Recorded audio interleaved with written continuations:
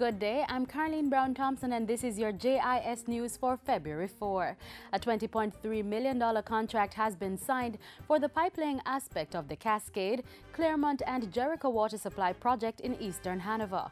Minister of Water, Land, Environment and Climate Change Robert Pickersgill signed the 6-month contract on Friday with Sharecon Limited. This component of the project includes the complete construction, testing, flushing, sterilization and commissioning into service of approximately 2,850 meters of 150 millimeters ductile iron transmission pipeline from the Great River to Lucy bulk transmission mains in the vicinity of Paradise. The pipelaying aspect of the project is just one portion of the $225 million water supply program in eastern Hanover, which is expected to last for 13 months. About 9,000 residents are set to benefit from a consistent supply of potable water after the facilities have been upgraded. Meanwhile, the government is continuing to embark on a number of measures to lessen the impact of the drought currently affecting the island. As a result, the National Water Commission has embarked on a program to rehabilitate several of its 445 water storage tanks throughout the island at a cost of some 3 billion Jamaican dollars through the use of the K-Factor funds. $100 million will also be spent over the next 3 months to repair tanks in areas severely affected by the drought. $7 million has also been set aside to fix 70 wayside tanks owned by the ministry's Rapid Response Unit and $10 million to repair 26 water trucks. February 3 to 8 is Diplomatic Week. Foreign Affairs and Foreign Trade Minister Senator A.J. Nicholson says Diplomatic Week seeks to update the heads of mission on government policy, foreign trade and external affairs while highlighting their work and service as diplomats.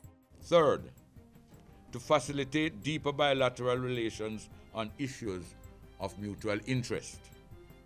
And 4, to promote cultural exchange and mutual understanding. Activities for Diplomatic Week kicked off on Sunday with a church service. On Monday, newly appointed foreign heads of mission presented their credentials to Senator Nicholson and the Governor General. They and previously appointed diplomats will be addressed by the Prime Minister on Tuesday, and on Wednesday, they'll hear presentations from the Ministers of Finance, National Security, and Tourism and Entertainment. Prime Minister Portia Simpson Miller is encouraging communities to work together to create a better society. The Prime Minister was speaking at the launch of the National Housing Trust NHT's Best Schemes competition on Thursday. If we can create communities that are united, that work together, that live in love and unity, what a Jamaica we will have.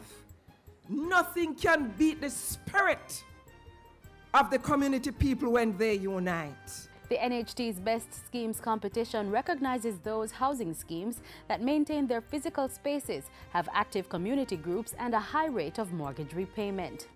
The government has pledged to continue supporting the Jamaica Fire Brigade so that officers can carry out their duties effectively. State Minister in the Ministry of Local Government and Community Development, Colin Fagan, says the organization plays a critical role in ensuring public safety while providing public education. We are taking it step by step in working towards expanding the fleet, refurbishing the fire stations island-wide, and increasing the number of officers.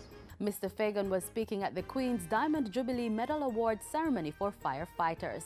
46 persons from the Jamaica Fire Brigade were honored last Wednesday for their outstanding contribution to the fire service for over 25 years. Meanwhile, National Security Minister Peter Bunting has lauded the men and women of the Protective Services Division of the Jamaica Constabulary Force for their outstanding contribution over the years. Like firefighters, 42 police officers were lauded for over 25 years of service during the Queen's Diamond Jubilee Medal Awards. Your duties sometimes extends overseas, and we are grateful to you for your selfless and invaluable work. And that's it for JIS News Today. I'm Caroline Brown-Thompson. Thanks for watching.